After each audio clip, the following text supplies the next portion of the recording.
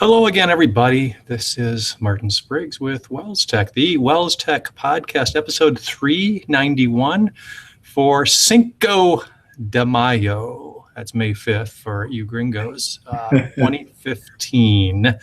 Joining me on the Cinco de Mayo, Sally Draper from New Ulm, Minnesota. Sally, who's your buddy there? I'm here with Vice President of Mission Advancement from Martin Luther College, Pastor Mike Otterstatter. We're in the jazzed up Wells Technology office here. We brought out the good stuff for you today. Whenever we bring in guests, we got to put in a good clothes. show. So yeah, absolutely. Nice. Yeah, we're studs on too. Beautiful. We're celebrating here. We're gearing up for a huge day tomorrow, and that's why we invited Mike to join us today to tell us a little bit about it. So what's going on tomorrow? MLC Day, our first, and we hope a tradition it will be set. As they say with Lutherans, you do it once, it's a tradition. So we're hoping for this to be done for many years ahead. A day of celebration and support of our College of Ministry. Okay. So is this part of what you do there, Mike? Tell us a little bit about who you are and what your responsibilities are at MLC. Sure. I'm Vice President for Mission Advancement, so I serve with three other vice presidents on the Administrative Council, basically help run the college on behalf of the Synod in between governing board meetings, help President Zarling keep the ship sailing. My particular area, then I manage the Mission Advancement Office, which deals with public relations, publications, donor relations, and of course receiving and acknowledging gifts for the college, and then getting on the road and conducting MLC Sundays, preaching wherever I can, presenting at high schools and grade schools, and making personal visits around the nation. Now you served for a period of time in the parish ministry as well, correct? I did. In 1994, I was assigned to Tulsa, Oklahoma, Mount Olive Lutheran Church there, and served there till 2002. And then from 2002 to 2007, I served at Abiding Word in Mainville, Ohio. That's just suburban Cincinnati. And then from 2007 to 2013, I served at St. John Redwood Falls, Minnesota. And then in 2013, started here July 1st. So coming up on 2 years as VP for Mission Advancement at MLC. And I have some Mike trivia. I don't know if everybody knows this, but of those 4 places you served, how many of them had building programs while you were there? 3 of them. Lucky guy, huh? He's been through a lot of building in his days. Yeah, 3 building projects. It was awesome to be able to do that and watch the Lord's blessing, using a building just as a tool, but watching people get excited about a growing ministry. And now you're building the School of Ministry for Wells Martin Luther College. And one of the ways that you're doing that is trying new things. And one of those is this MLC Day. So tell us a little bit about what MLC Day is. I'm assuming it's a day focused on getting the word out, but maybe how'd this all come to be? Well, I would guess that most of our listeners know that every college in the nation, you'd be hard pressed to find a college in the United States that doesn't do a one-day giving challenge through social media. We thought that that didn't really fit well or that well with Martin Luther College, our College of Ministry. We didn't want it to be all about asking for money or making it like a telethon or a phone-a-thon where you raise X dollars and you challenge people. We really wanted it to be celebration and support.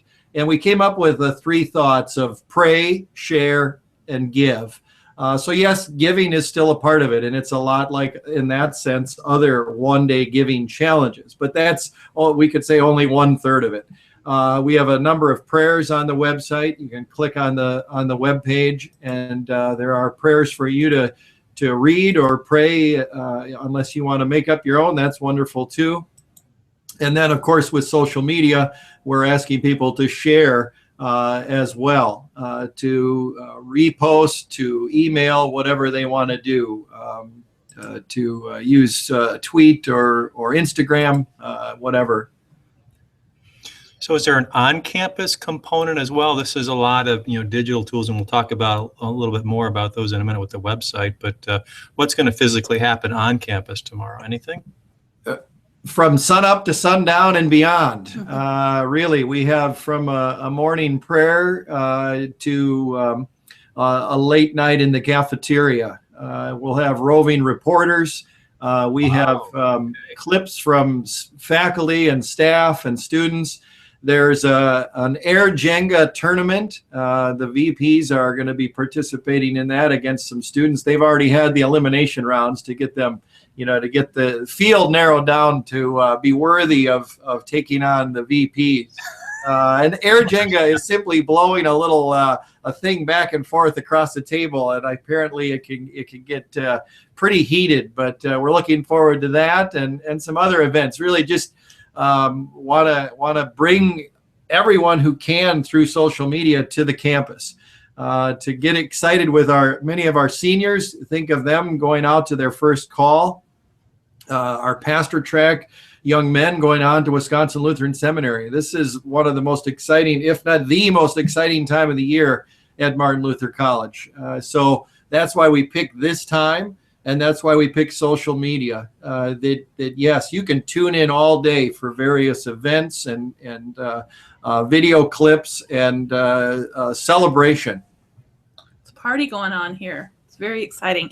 And, you're not just going to see this on the MLC pages that we will have links to, obviously, in the show notes, but we've kind of enlisted a little army to help us with this celebration. We have a group of people that are going to work for us on our behalf to help share the good news of this day of celebration. Maybe tell us a little bit about that. Sure. We'll call them online ambassadors. We went, Bill Peckrell and I kind of looked through our Facebook pages and just looked at people who were reposting MLC things, whether it was choir tour, wind symphony tour, football, basketball, whatever it was, and then just reached out to them and said, you're already kind of doing this. How would you like to be an ambassador for MLC Day? And then we provided them with a toolkit, if you will. Maybe that's an overstatement, but some things that they could take and adapt and then post via social media. And so, yes, we've recruited online ambassadors, and we're hoping that they'll get the word out. I always use the example with people of the very popular choir piece, I Will Rise, from a year ago. We had, what was it, Sally? Almost 50,000 views of that piece because it was so powerful, so moving. Pointed people to Christ, and just, that I think astounded us to see that many people watching it. Granted, my wife and I probably had 20 views in there, but still, that's the power of social media. It just can cascade and domino on down. So we believe this is going to be an awesome thing. A lot of people sharing and praying and giving tomorrow. So who's the audience? Who is all this aimed at? Is it prospective students? Is it supporters? Is it something, a combination of those? I'd say a combination. President Zarling and I laugh about that or joke about that all the time when it comes to our MLC Sundays. When you go there, you have to know everything about everything, because you're going to run into young men, women that want to, what do I do to get on the mailing list? And then you'll talk to parents who have questions about the FAFSA. And then you'll run into grandparents who want to help their grandkids, but do it with a tax deduction and not give a direct gift. And then you'll run into somebody else during, coffee and donut time who says, Mildred and I have always wanted to start a scholarship for early childhood teachers. Come and visit with us this afternoon, and let's see if we can do that. So it's all across the board, and I would say the same for MLC Day. We had just the other day, we got an email from a young lady who is going to be promoting MLC Day. I think she was in 7th grade, something like that, and right. And there she's like, I love MLC, can't wait to go there. And there you have an instant ambassador who's going to be posting and reposting. a lot of pride in your connection with MLC and historically connection with DMLC, with Northwestern College, et cetera. Just happy to tap into all of those wonderful ambassadors, alumni ambassadors that are out there as well.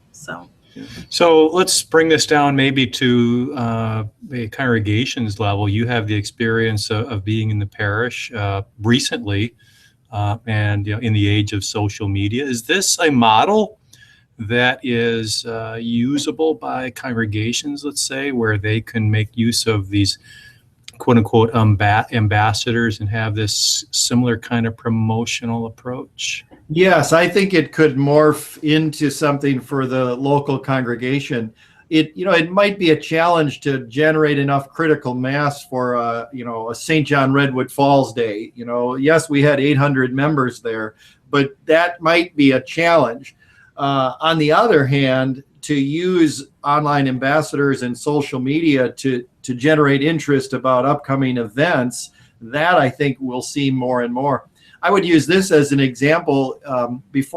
Shortly before I took the call here to the college at St. John Redwood, we needed a new roof on the church and tuck pointing and some insulating after we had built a brand new school, and we needed a number of things to be done for the church. Well, I did basically I recorded a podcast, if you will, of my PowerPoint, did the voiceover about 10 minutes, and just said, I know that many of you won't be able to attend the informational meeting that's going to be held between services this Sunday, but here, I put it online for you. Come and look at it. And I couldn't believe the number of people that watched it and rewatched it, and then said later, "Oh, Pastor, you made it so clear. You had those slides and you described what we were doing, and I could watch it and look at it again and all of that." So I definitely see, maybe not this exact kind of model, but a morphing of this model for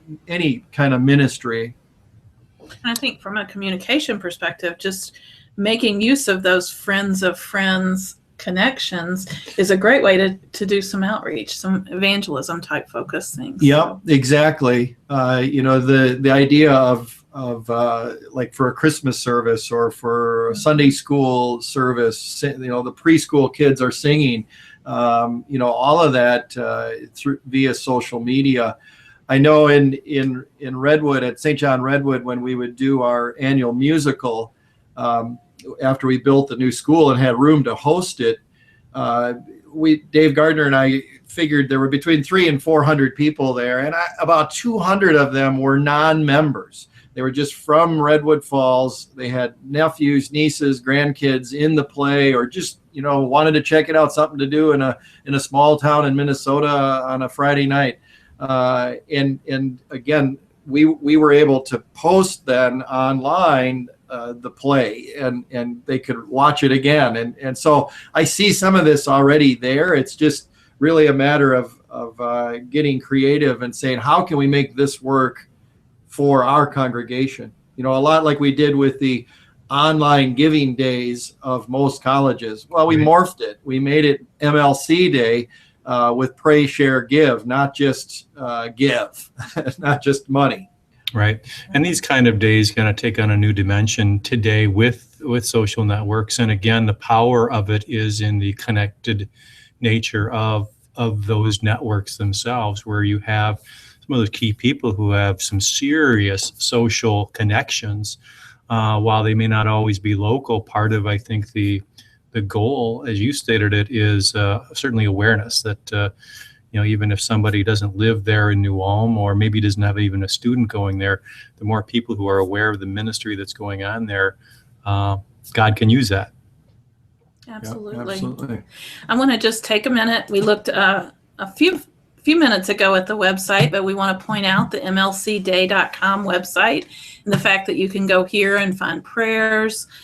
You can find information about sharing MLC Day. You can see a map. We're hoping to fill up this map with markers from every state of people that have visited mlcday.com. So throughout the day, we'll be updating it, and we're hoping to fill in all the states as having visitors from every state. And then finally, there's the page to give, where we have a link to our online giving form.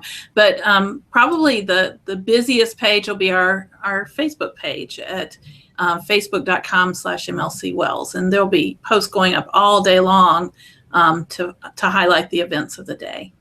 So is it mlcday.com.org? What is it on the main site there, Sally? It's .com. mlcday.com. So that's where if people want to get involved, see what's going on, if there's live streaming stuff, they should go there.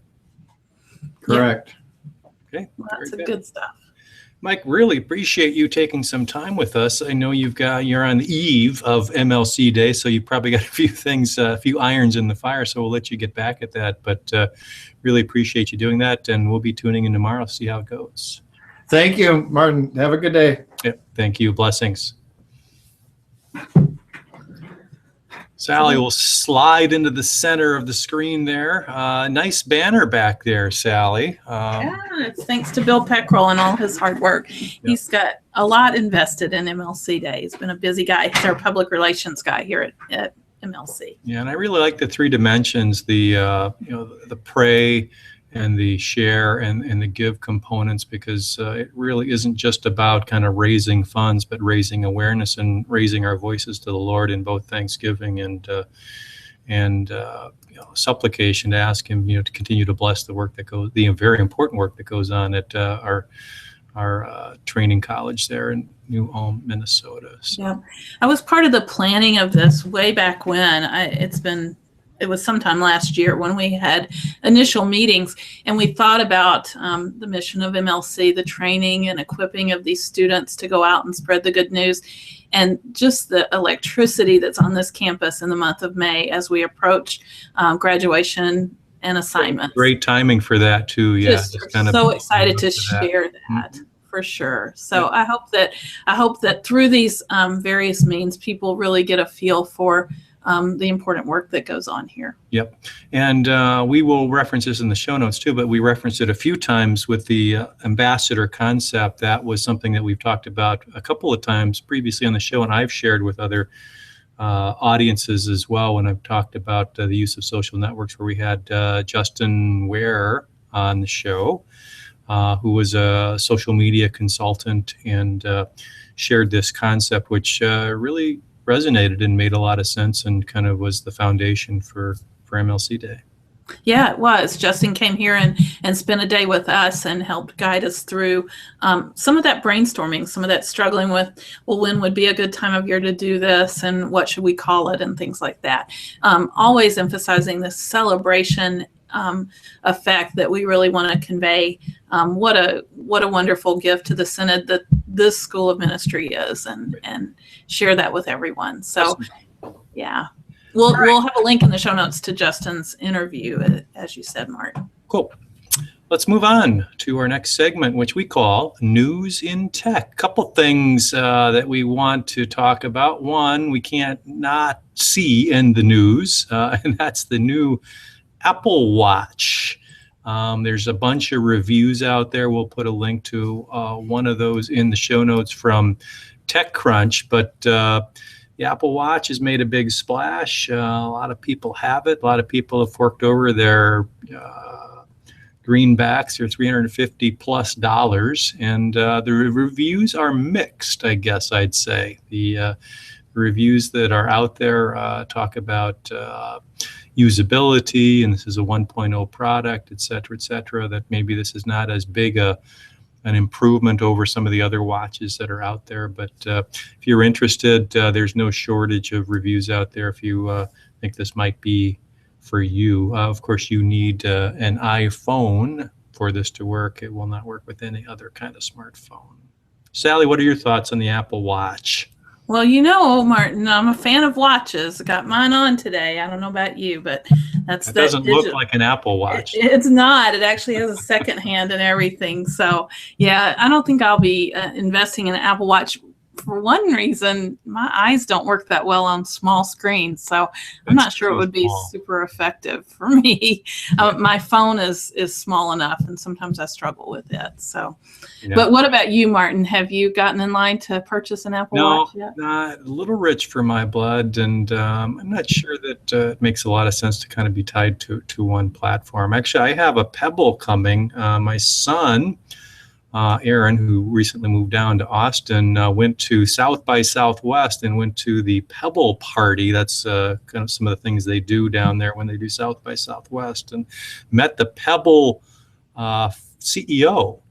Then went out to Kickstarter and purchased one, and he changed his mind, and he's doing an Apple Watch. I don't know if he has his yet, but he needed somebody to take the Pebble off his hand. So I said, I might be interested in that. So I've got a Pebble, one of the newer Pebbles coming my way. So we'll see how that works, but interesting stuff.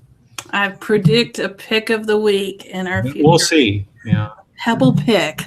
Jury's still out. One thing I like about the Pebble, 10 days of battery life, as opposed to the 1 day you might get with some of the other watches, including the Apple Watch. Some other news in tech, and one of our old friends, Lutherans Online, from at the time maybe AAL, now Thrivent, is going offline. And I know some of our congregations had used the free service that Lutherans Online had provided to prop up a website, but that is going away, I think, starting this Sunday, May 10th. They're going to be taking that offline. I think they're communicating to all the congregations, their churches that are using their service, and there are other options, of course. If you are on Lutherans Online, you've obviously got some decisions to make, but one of those decisions could be maybe using a tool like FinalWeb. Sally and I would both heartily recommend a more full-featured tool like that. Yeah, and Lutherans Online is for more than just websites. So I actually have some friends that met and married through their dating service. So that's going to be no more as well. They've got e-cards and things like that. Sounds like they're shuttering the whole thing and kind of pointing people toward using Facebook and Twitter and Pinterest, as mentioned, that kind of thing. So, yeah, that's been around for a long time, but it seems like its day has come, and they're going to... its useful life. So, all right. Let's move on to our Wells Now section. What's in that? What's to share, Sally? Well, we have a little conference coming up, and I wanted to make mention of that. WELSTech conference coming up this July 9th through 11th. You can get more information at wels.net/WELSTech conference. We have an interesting giveaway going on right now, Martin, where someone is going to win $25 Amazon gift card, and they can do that over at bit.ly/WTConf-raffle. And we're going to give that away next week on May 13th. That's next Wednesday. So there's still time. Even if you've entered the raffle already, you can enter on a daily basis by doing various things over on the raffle site. So check that out and be part of the WELSTech Conference raffle, and also help us share the good news about WELSTech Conference. Another announcement related to WELSTech Conference has to do with our Logos pre-conference event. So one of the pre-conference workshops is titled Optimizing Logos 6 for the Original Language Study, and it's being led by Pastor Aaron Fry. And that particular pre-conference workshop is now being offered as a standalone event. So if you aren't able to attend the full conference, you can register on the website for just this particular pre-conference workshop. It's Thursday, July 9th from 1:15 to 5 p.m. The cost for the standalone workshop is $49, but we're giving a discounted rate for any college seminary students. They can get in for $29. So check out the course description and register for that if you are interested. Yep, that's a little bit more expensive than if you attended the conference itself, because the pre-conference workshops are $29 if you attend the full-blown conference. So that's a consideration. So go to wels.net/WELSTechConf for all that information, and you can sign up for the conference itself or this special pre-conference workshop for one of our sponsors, Logos. Aaron Fry is going to be doing that, so should be a good time on what that would be on Thursday afternoon, right? That's correct, Martin. Okay, let's move along, Sally, to our picks of the week. Very good. I think I'll share my screen one more time. I had come across an interesting article from Church Tech Today. We haven't talked about churchtechtoday.com recently, Martin, but it is an excellent resource for all kinds of tech and ministry topics. We had the blogger Lauren Hunter on WELSTech a few months back, maybe it was last year, and she talked about the website and things like that. This article just came out today or yesterday, I believe, and it's titled Using Print to Share Your Story. And I kind of smiled because maybe when we think about technology, we think digital and not print. But this particular article gives some good resources and ideas and things for when it is strategic to use print in your church. And certainly print isn't dead. They help you kind of narrow down the purposes of print to inform, to remind, and to invite, and give you what promotions your church will use in those different ways, like informing people through your bulletin, or ideas about reminder postcards or posters and things like that. And then ideas for invitations so that you have some standard print resources that you can mail to people, perhaps that are new to your community or whatever. They give you links to articles from in the past where they've talked about things like fonts and images and editing tools and things like that. So they provide some resources for you in regard to creating your print promotion. And then finally, the article talks about how to get great print for your print promotions and gives you some links and things there. So I thought it was interesting. In a recent class discussion that I was a part of in a class I'm taking, we talked about technology being pen and paper. You know, it's not all about the shiny tools and things. You know, all different things are technology, and certainly print is an area of technology that you want to consider in your communication strategies. And I think this lays it out pretty clearly in this article. Yep, we live in a kind of a hybrid world where we have a lot of different mediums that are at our disposal. So to overlook one would be to overlook a segment, you know, of your potential audience. So that's what that article really says. So good for sharing that. I saw that come across the wires here too, and I was going to tag that, but I'm glad you made that a pick. So. All right, my pick of the week is something we've talked about in the past, Sally, something called Inbox by Gmail. I didn't remember if I had ever picked this. I know we'd talked about it, so I just wanted to get it as an official pick at this point. I did a little experiment. I've been using Inbox for quite a while. This was by kind of an invitation-only thing through Google that kind of acts as a layer or kind of a visual tool that sits on top of your Gmail. And once you have it in place, there's a lot of things that you can do with it. So I decided you've been using it on my my iPhone for quite a while, and I decided, well, maybe I'm just going to go back to regular Gmail. And Gmail is a nice experience on the phone or a tablet or the computer, the web version.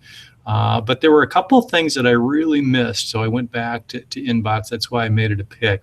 One of the things is I can quickly dismiss or get rid of a lot of emails by category. So Inbox does these things called bundles. So as you work in your email, it kind of groups things together, whether they can be grouped by promotions or updates or travel or purchases you've made, or you can kind of create your own even, which is kind of cool.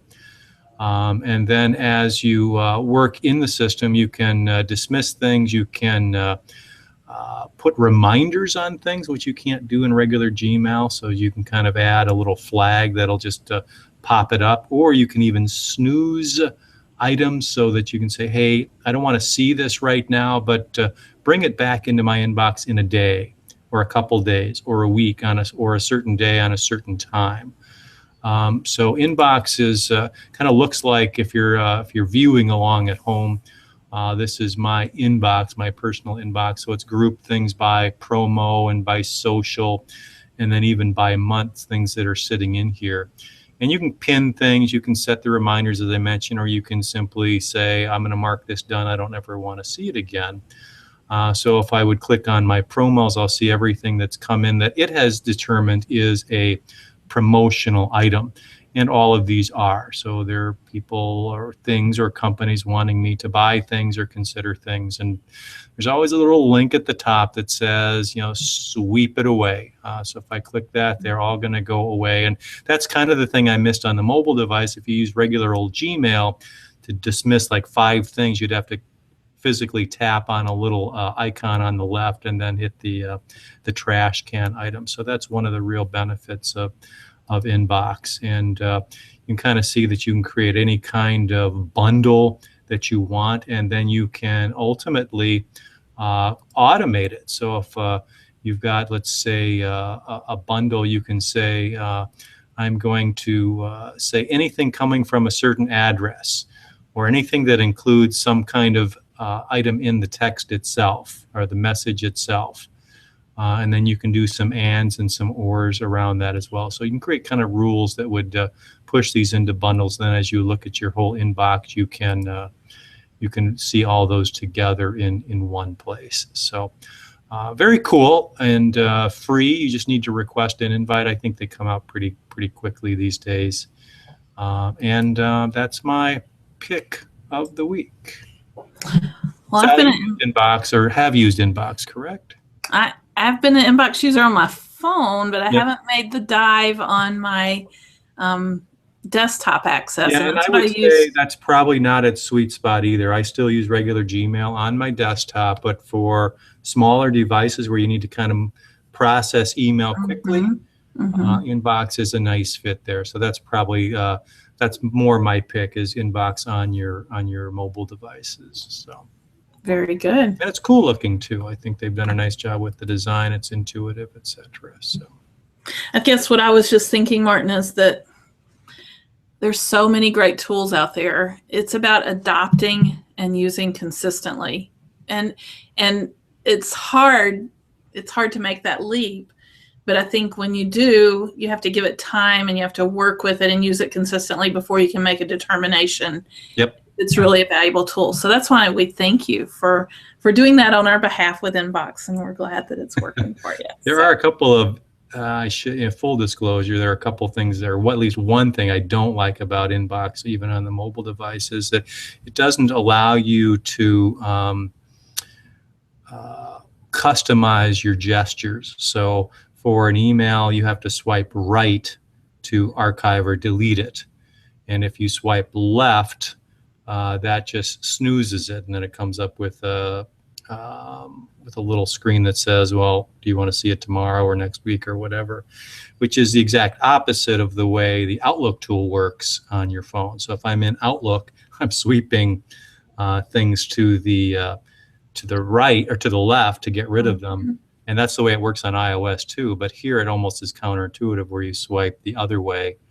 And you can't customize that, but it's still kind of in beta, request only. So maybe that's something that's coming in the future. Leave it to me to swipe the wrong way, and all of a sudden it's gone, and I didn't mean it for it. Exactly, I've done that many times. So that's kind of scary. It's kind of muscle memory, and that goes to the point of sticking with it enough so that you can kind of get a sense for how it works. So let's move on to community feedback, Sally. Okay, I'm kind of excited about our feedback section today, Martin. We had a lot of interesting things here, things that are fun for me to learn about. The first one was from Jason Schmidt. He shared a link to Adobe Kickbox via our Digo page. Have you heard of Kickbox, Martin? I have not. So I'm just reading about it, trying to figure out exactly what it is. Apparently what it is, what it started as was an employee innovation program at Adobe. So they would allow employees to request a Kickbox, a physical box of resources that included a $1,000 credit card. And guidelines for them to develop their innovation in a very logical and supported way. And I think it actually included like a candy bar and a Starbucks card too, because they said everybody runs on sugar and coffee apparently in this world. And it's interesting to kind of dig into the website and read a little bit about their programs. There's some FAQ kind of stuff that says you really give people $1,000 without asking even for them to justify what their project is or whatever. And they're like, yeah. And they can do really amazing things with it and stuff. So it's kind of freeing people up to allow them to innovate and have some space and resources to do that.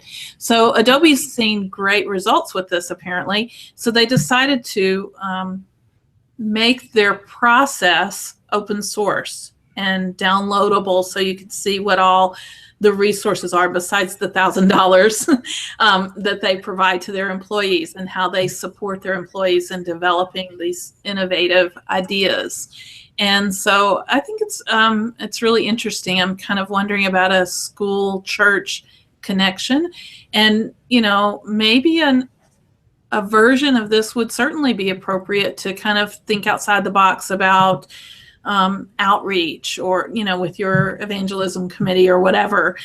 Some of the guidelines that they provide might be really great resources for you to do some innovative things there. So check it out. I think I'm going to do a little more reading and see what the open source resources are. Maybe do a little download. I can envision this being rolled out in, let's say, a classroom setting, or at high school or upper grade school level, where you've got these resources that are at your disposal, and either for extra credit or as a part of extracurricular, you're given something to invent with, something to create with. Cool. Yeah. All right. Next up, via Digo as well, we heard from James Karlovsky, who gave us a link to Charting the Future for Games in Education. This is from the EdTech magazine website. And this is kind of a topic that's near and dear to my heart. I'm going to actually be doing some professional development here at MLC for the faculty on gamification, just to expose them to the concept, because I think it is definitely a trend in education today to allow some gamification. So interesting that these folks are gathering and looking at this and what its place is in learning in education today. And a good read there from James kind of supports that idea. So, and then I'm going to pause for a second with my screen sharing and read you guys an email that we got, because I thought it was super interesting and probably the same place a lot of our listeners may be. I heard from a friend, Paul Kazenbach, who is at St. Paul's in Cannon Falls, and he wrote that their school will be venturing into the world of Chromebooks for next school year. And he was specifically asking about recommendations on a particular model brand of Chromebook, any suggestions that we might have. And wow, this is a changing space constantly, Martin. I know when we first talked about Chromebooks, a long time ago, maybe 3 years ago at the most, there were about 2 or 3 different models that were out there. I think we interviewed Peter Isles, and he had one of the 2 models that he had implemented in his classroom there. Now there's a whole host of Chromebook models out there, and a whole lot of different price points for them as well. So I kind of went on a search. I did a little digging through WELSTech archives for all the different things we've mentioned about Chromebooks. And so I just wanted to do a quick screen share and just show you the resources we've talked about just in the last year or so regarding Chromebooks, including a discipline policy around Chromebook usage. This is from the Illinois Lutheran Schools, their discipline policy that was shared. We had an article about fixing the no sound problem on Chromebooks. We had an article about Google Apps and web apps for use on a Chromebook. So there's just a lengthy list of things that you could use with Chromebooks in this article. We've shared this Chromebook comparison chart. So here you can look at different brands, different characteristics, see things like the battery life and the RAM and what kind of processor it is and things like that. So if you want to do comparisons and things, this is a handy reference. And then last summer, I believe we shared this link to a comparison between 3 different Chromebook models. Again, perhaps already out of date because the space is changing so quickly. So my best recommendation, I wrote all that up for Paul and sent it to him, but my best recommendation was the WELS Google Schools group, which is over on Google+. It's run by our friends Dave Tess and Jason Schmidt.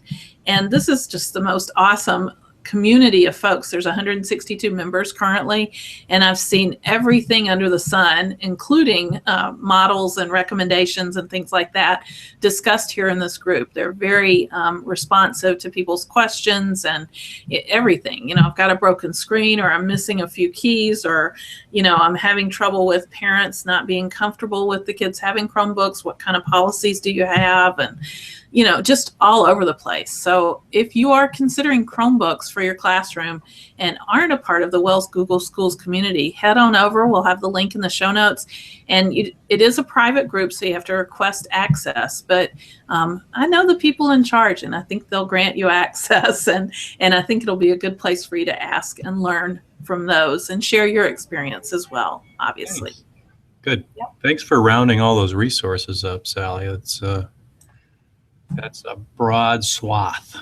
Yeah, it's a popular topic. Yep. And then finally, Martin, I wanted to make mention of an email that we got just yesterday from Peter Rydell, who's out at Heritage Lutheran Church in Gilbert, Arizona. And Peter, we were happy to hear from you and happy to hear that you're a WELSTech watcher.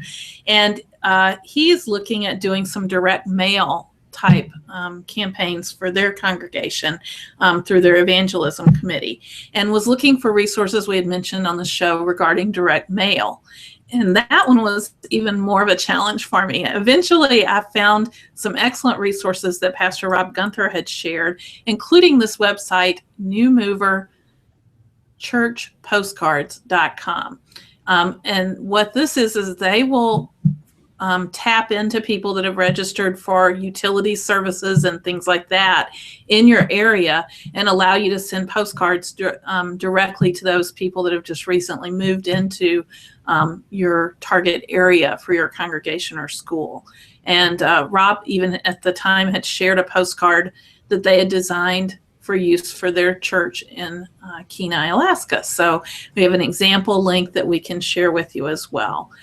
There's lots of other marketing ideas that Rob shared. We should probably revisit that and maybe have him on the show just to talk about marketing, because he had a lot of good ideas to share. But I thought this one was worth resurfacing. We probably talked about it last spring, and maybe a good time for some of those on evangelism committees to consider this option for target marketing to your new community members. Nice. Yeah, thanks for the research on that too. I know when I saw the email, I knew we had talked about that, but to really dig down in the archives to find that, and this is not totally a technology solution, but this is one of those crossovers, you know, where you are using technology, but you know the end product is a print piece that can go out. So definitely. So that's going to do it for community feedback for this week. A lot of interesting topics. Exactly. If you'd like to contribute to the show, and we'd love it if you would, just go to welstech.wels.net, and you can click on the comment section there, a comment button for each of the shows, and add your 2 cents. You can always send us an email, welstech@wels.net, or any of the social networks we're on, Google+, Facebook, Twitter, Digo, Pinterest. And then the listserv is always at your disposal as well, which is a great place to have those meaningful questions, technology questions asked and answered. So lots of opportunities. So take advantage of that. Next week, Sally, I am going to look forward. I'm sorry, ministry resources. We have ministry resources to do. Right over it. What do we have? You're just ready to be done. I just wanted to make a quick mention of WordPress and the resources that are available through wordpress.com or .org. The MLCday.com site that we showed earlier in the show was developed on WordPress and is responsive, so mobile friendly themes there, and it was all done really for free. WordPress.org is free to download and install on your own servers. WordPress.com is a way to set up a website on their hosted servers. So if you're looking to do something event specific, kind of potentially a throwaway site almost, and you don't want to invest a whole lot in developing it, I think that's a quick and easy way to throw up a site, and you can get a domain name associated with it if you want, but very, very quick and easy to do. And then I wanted to make mention of one other ministry resource, Martin. This is from a friend of the show, Steve Brown, who's up in the North Atlantic district. I can't tell you exactly what church, but we've had him on the show before, and he's talked about a website that he does, which is called Worship Ideas You Can Use, where he puts together different worship resources. I think they do more of a contemporary type worship in his congregation, and he's got recommended books, biblical poetry, just a lot of different resources and things on his website. Well, Steve has published a book, and you can find it over on Amazon. Awesome. Congratulations. Yeah. And it's called Lifestyle Worship, Poems, Prayers, and Ministry Resources. You can get it for your Kindle for just 99 cents, or you can get it in paperback for $9.99. Both available on the Amazon store at Amazon.com, and we'll have links to that in our show notes. He sent out a little email introducing it, and looks like an excellent project that he's, invested his time, obviously been very involved in worship and developing worship resources, and wants to share that experience and knowledge and resources with others. So check out his book if you're so inclined. I was thinking of Matt Weslow and the worship that he's helping with down at Holy Word in Austin, and these two guys maybe should get together. Sounds like they have a lot in common and a lot to offer in terms of worship resources. You bet. Using the tools. Yeah. So cool.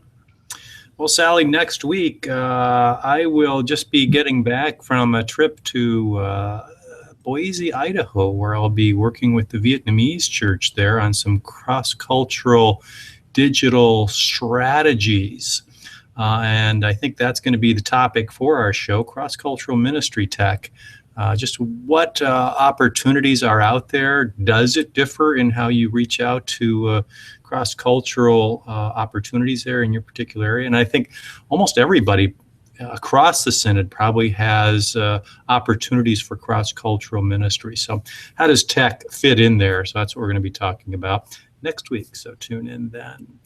Just a reminder, we record the show every Tuesday afternoon, 4 o'clock Central, and you can tune in live. WELSTechLive.wels.net is the place to go if you want to join the conversation. And one advantage that that has is you can participate right online and shape the direction the show takes by asking a question or making a comment, because we do receive those if you are online and make that opportunity available. Video of the week, Sally. We have a video to share. We do. I should share my screen. In keeping with our MLC Day theme, and not to tip the hat too much to what you're going to experience in terms of videos tomorrow, this video actually goes back to a March 7th performance of the MLC College Choir. This was during their choir tour. They had a very unique experience in that they sang in the rotunda of the Wisconsin State Capitol building. And they sang God So Loved the World, one of their commission pieces for this year's choir tour. And it was just amazing. The sound quality was incredible. The people in the Capitol are awesome there. Yeah.